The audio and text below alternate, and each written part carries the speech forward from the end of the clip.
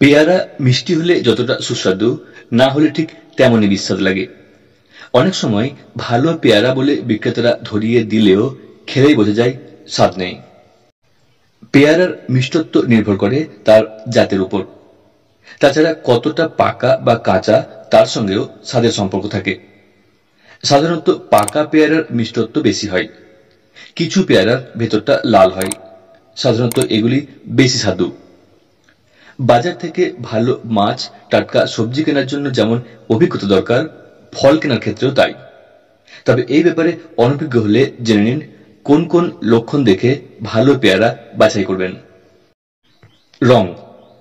পেয়ারার রং নির্দেশ করে ফলটির কতটা পাকা বা কাঁচা। সাধারণত গাঢ় সবুজ রঙের পেয়ারা কাঁচা হয়, এগুলি একটু শক্ত থাকে। যে পেয়ারা এমনিতেই মিষ্টি সেগুলিতে অবশ্য কাঁচা অবস্থাতেও মিষ্টতা থাকে। তবে হালকা হলদে ভাব রয়েছে এমন পেয়ারা কিনলে মিষ্টি হওয়ার সুযোগ বেশি থাকে।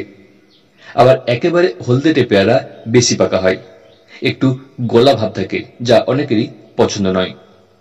গন্ধ। গন্ধই বলে দেয় পেয়ারা পাকা না কাঁচা। দুই ধরনের পেয়ারার গন্ধ আলাদা। বিশেষত পাকা পেয়ারার গন্ধ তীব্র।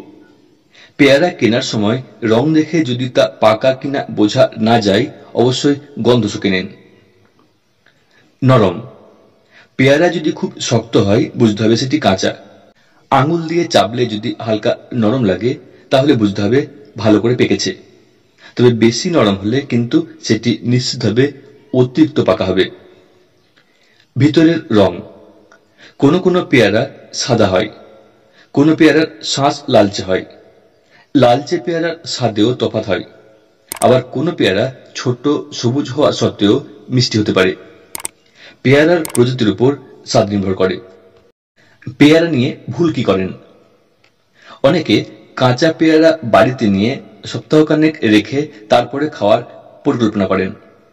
তবে সবসময় বাড়িতে থাকলেই তা পেকে মিষ্টি হবে তা নয়, বরং প্রথম থেকেই দেখে কেনা দরকার।